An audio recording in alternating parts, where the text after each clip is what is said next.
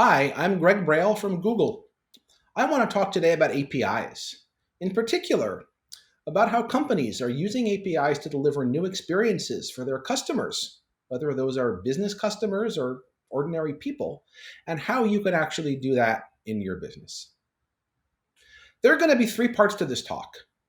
We're going to start with an update about some ways in which people are using APIs today, some ways in which companies are using APIs to deliver new digital experiences, and in some cases, even new business to business experiences. We're also going to talk about how you can govern and manage those APIs through the whole life cycle. So any APIs you create can actually be useful and productive and allow all sorts of new technologies to be created. And finally, I want to talk about implementation strategies. What is API management? How does it fit in? How do you actually fit an API or an API program into today's kinds of digital architecture? First, however, we want to talk a little bit about what's important on our mind today and some of the things that we're thinking about a lot in today's world. First of all, we're thinking a lot about healthcare. We're thinking about being healthy. We're thinking about keeping our families healthy. We're thinking about how we're going to get healthcare. How are we going to visit the doctor? Are we going to do a video visit, an actual visit? How are we going to pay for the doctor? What's the status of our insurance? These are all the kinds of things that are on our mind today. We're also going to talk about food. We all have to eat. And nowadays we find ourselves asking questions like, where's dinner coming from? Are we going to cook it? Are we getting grocery delivery? Are we going to the grocery store? Are we ordering our food? Are we calling on a phone? Are we using an app? Are we using a delivery service? There are more options than there have ever been before. And a lot of those options are driven by APIs. And finally, we want to talk about how we get the things we need to run our household. How do we get those necessities of daily life? Where are we going to find them? Are there enough in the store? Can we order them online? Do we need to have them delivered? Do we need to go to the store and get them? These are all the kinds of questions that people are asking. Retail is one of those industries that's been going through a digital transformation for a long time now, and APIs are an important part of what they do as well. So let me talk about three companies who are actually in these three particular areas and some innovative things that they're doing with APIs. The first company is Change Healthcare. Change Healthcare is not a healthcare provider or a hospital conglomerate or a doctor. They're a service provider to all those people.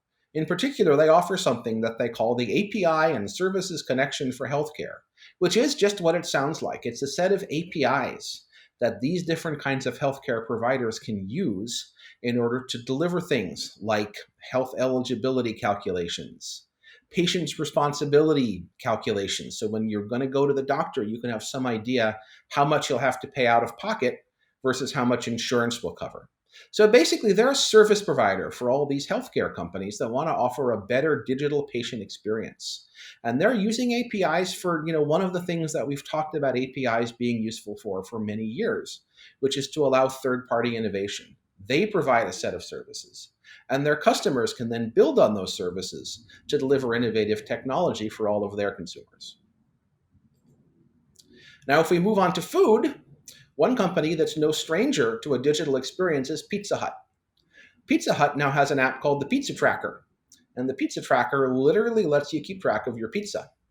And believe it or not, on the Super Bowl, which is the American Football Championship, which is a big event in America, a lot of people want pizza. And when they order that pizza, they want to know where it is. So Pizza Hut has to not only deliver these new digital experiences, because people don't just want to call the local pizza place and have someone mumble back to them and hope that their pizza is going to arrive in time for the kickoff.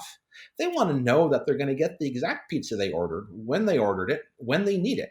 So for that, this Pizza Tracker is a new digital experience they've created, and they've built it on top of a layer of APIs that connects to systems that they already had within the business for tracking these things. In addition, of course, they have to deal with these huge traffic spikes. The Super Bowl is probably the biggest one they've had to deal with to date.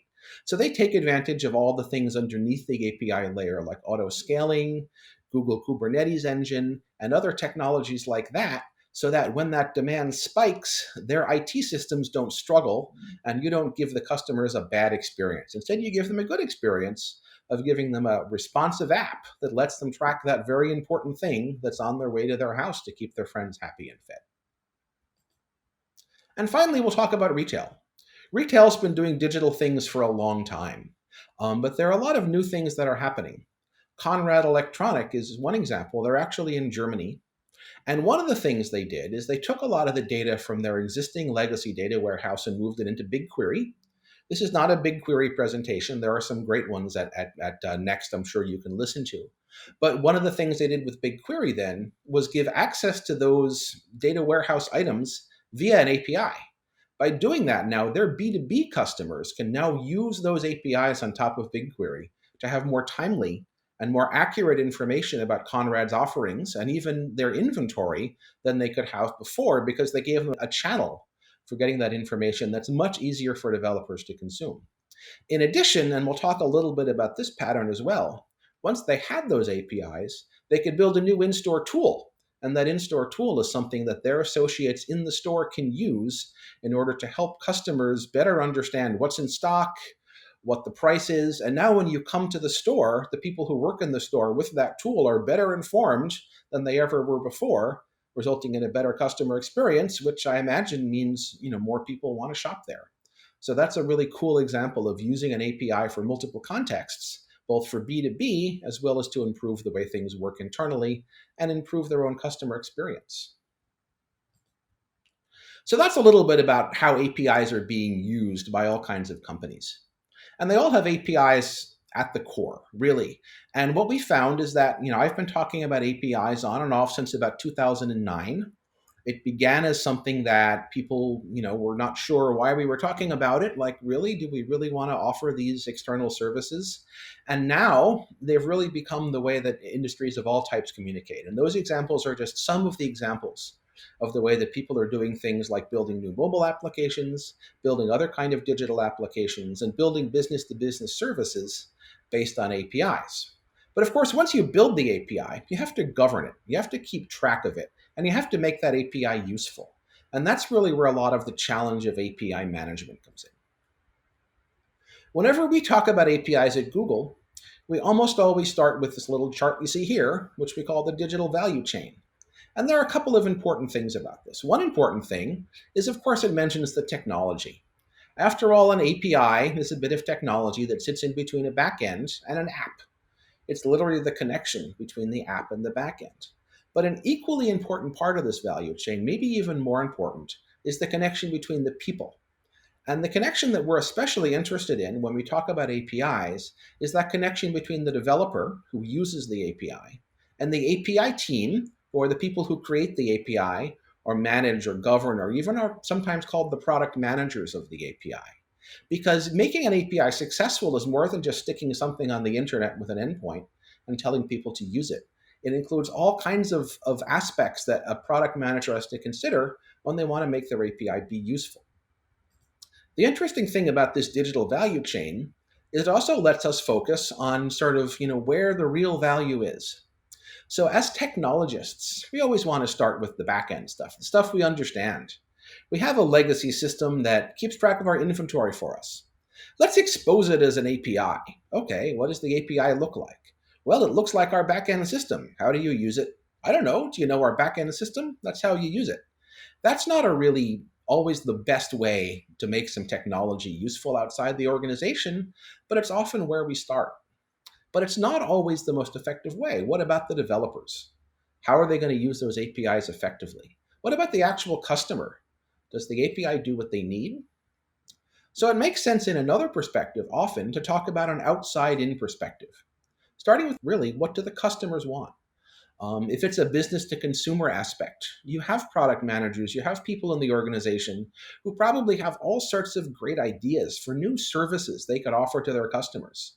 Going back to that Pizza Hut pizza tracker app, someone within Pizza Hut had an idea to build that app.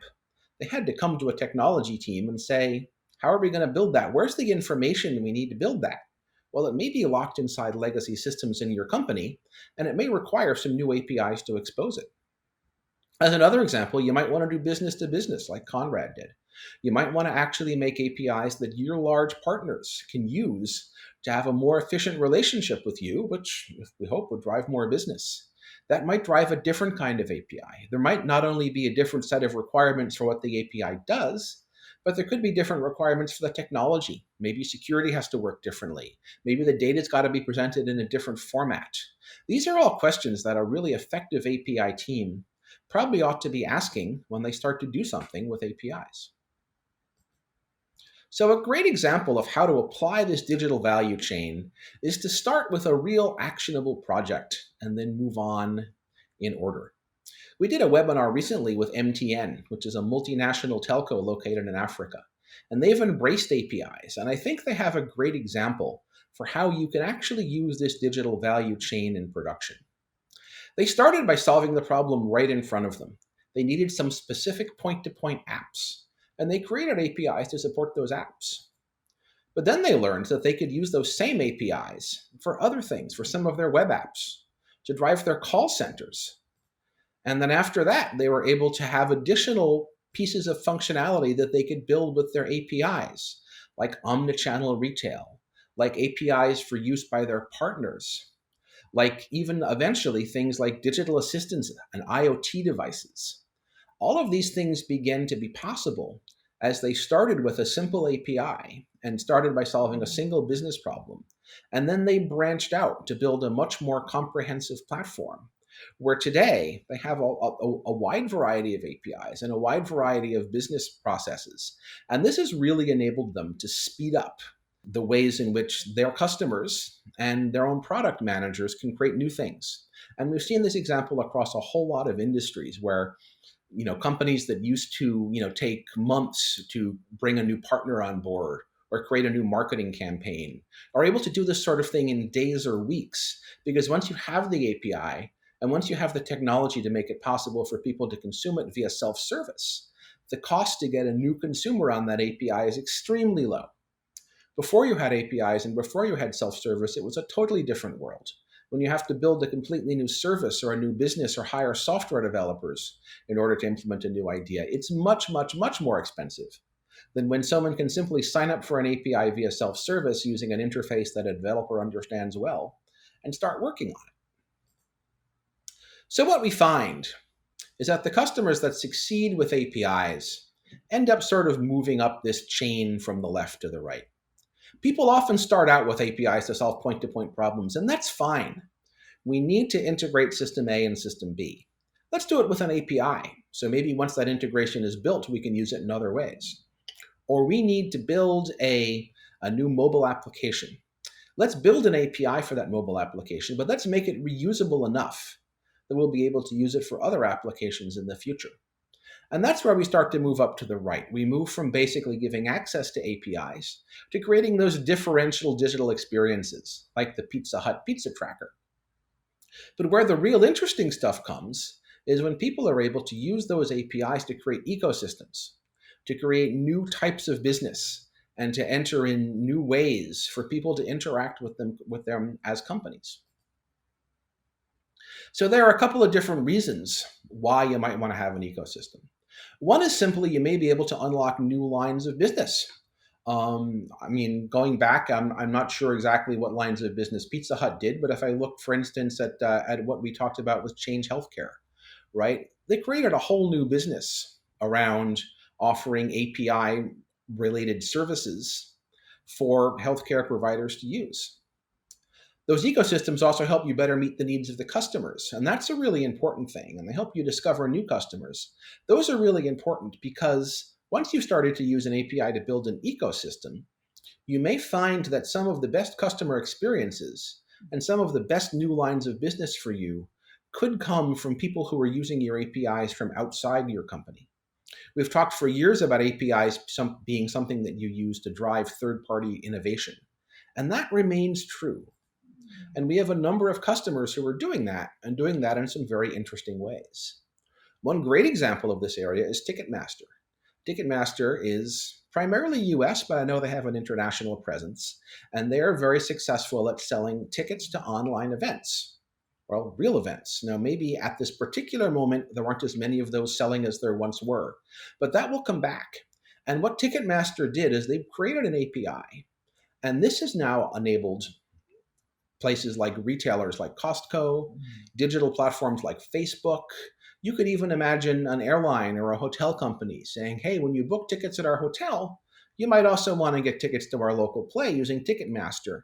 And because they have those APIs for business to business interaction, they're actually able to create whole new business channels to enable them to be embedded in someone else's digital experience.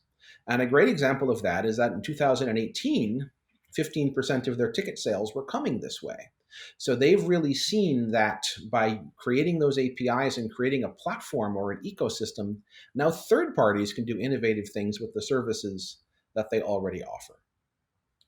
Now, a key to making all this work is what we call an API product, which is basically to say that these APIs are not just technology. An API is not simply a list of URLs and verbs and OAuth tokens and TLS requirements and rate limits and JSON. That's the technology behind the API. But when you build an API, you're creating it for somebody. You're creating it for a developer who's going to build an app. So you have to think about all the different aspects of that. How are you going to secure that so that the right security mechanism is used that, for one, your developers can actually understand, but that meets the security requirements for the kind of data that's in your API? You've got to think about how you're going to monitor and analyze it so you can tell whether people are using that API effectively, whether it's bringing business value, whether developers are being successful. You might even think about monetizing your API, which is you might find cases where it makes sense to charge for an API. That's not something that often comes up, but there are a number of companies who have APIs that provide businesses where literally on a transactional basis, they're worth a lot of money. They provide very detailed financial projections, for instance. That's a great example for monetizing an API directly.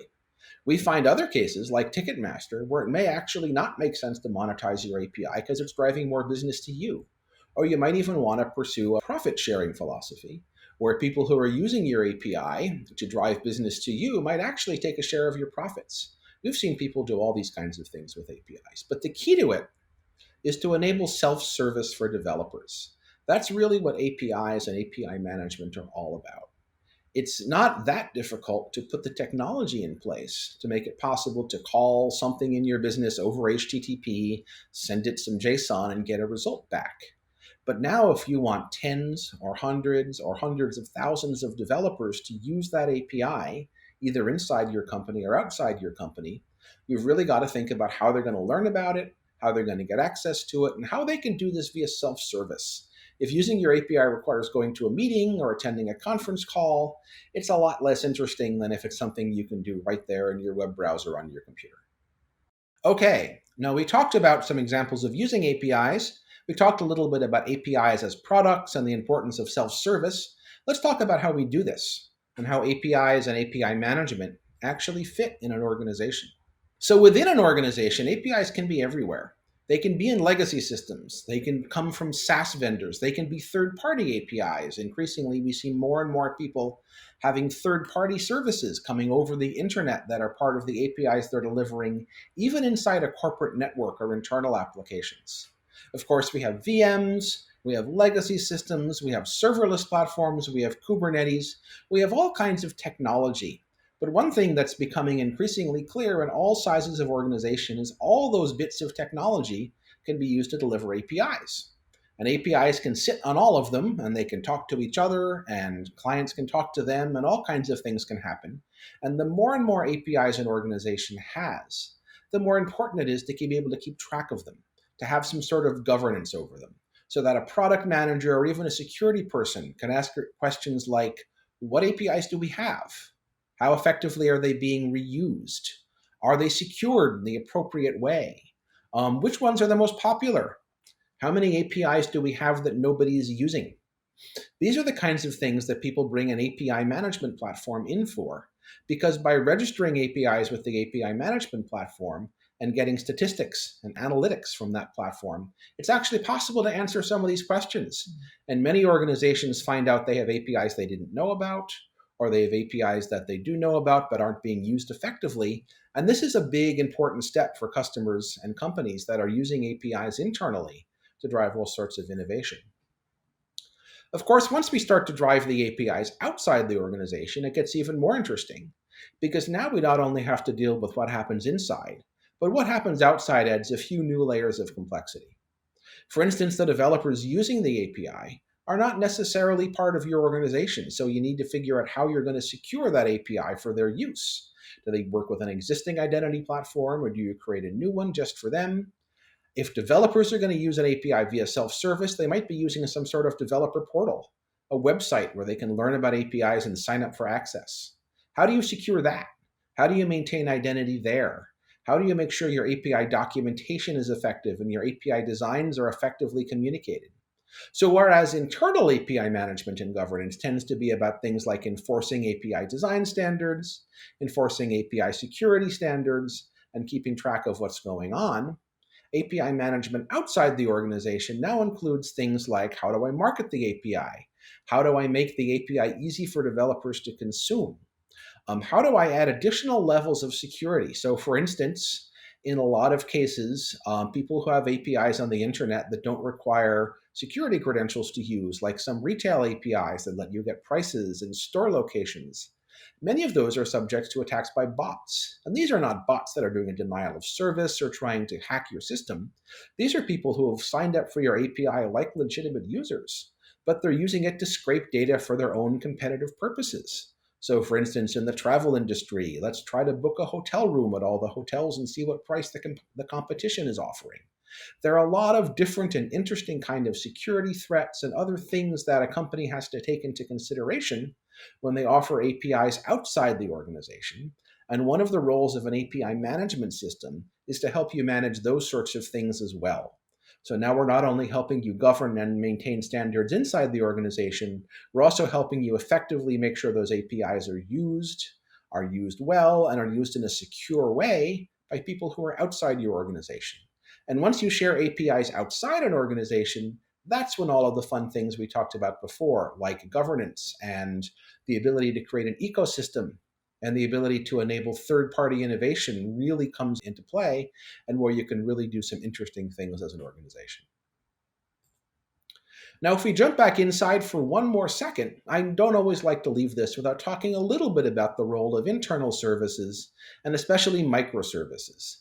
There have been a lot of cases recently where people have started to use APIs internally, and then some of the organizations that are getting a little bit more advanced have been talking for the last few years about microservices, about breaking individual bits of functionality into many, many smaller bits that are then deployed separately, that may run on different technology platforms, that may be programmed in different languages, but which communicate most often using API technology, using HTTP and JSON, or perhaps using something like GraphQL or gRPC. All of these things count as APIs, and all of this microservices stuff is a really important step in the evolution of businesses to become more agile and to do things more quickly. But you don't want to end up in a situation where, as we show here, we actually have a lot of microservices that talk to each other, but we have a number of ones that we outlined in red, which are actually the microservices that talk to other microservices. And what we often find is that when an organization is doing microservices development at scale, a particular team really delivers an API or a few APIs, and that API is made visible to other teams. That team might choose to implement that API on top of a Java app server, or they might choose to implement it on a mainframe, or they might choose it to implement with 5 microservices, or 10 microservices, or 100 microservices. But for that team to expose all 100 of those microservices as they are directly to all the other teams in the company is a recipe for disaster and chaos. So what we often find, a pattern that works very well, is to create API facades for those groups of microservices. Expose that API to the other parts of the organization, and then what's underneath the API can change. It might be that monolithic Java app today, and it might be 100 applications using gRPC and Golang tomorrow. But the interface for that service and that team to the rest of the organization doesn't change. That becomes a real important principle that companies can use as they start to explore some of the new and more agile ways to use APIs and microservices technology. And finally, I want to talk about Google and some of our offerings. We've been working hard for a long time to offer a wide variety of products in the API and API management space. On one side of the slide, we see Apogee. Apogee is the API management product we've offered for a few years now. I've been working on Apogee since 2007, and it's been part of Google Cloud since 2016. We have a new product as well called API Gateway. It's a fully managed API gateway, and in its current form, it's especially well suited for turning serverless workloads, like that forest of microservices we just saw, into coherent APIs. And we find that in many cases, people will really want to take advantage of this API gateway because it's small, it's fast, it's easy to consume, and it's fully native and fully managed as part of Google Cloud. Apogee has many of those attributes, but Apogee is also capable of full lifecycle API management, managing everything in your API program from the definition of APIs to publishing on developer portals to monetization and advanced analytics. And over time, you'll see us adding more capabilities to both of these products in order to give it a really good set of capabilities so that our customers with wide varieties of API needs can find the right solution in Google Cloud. So finally, thank you. Thank you on behalf of everyone at Google Cloud for joining me today, and may you have some really awesome digital journeys in the future.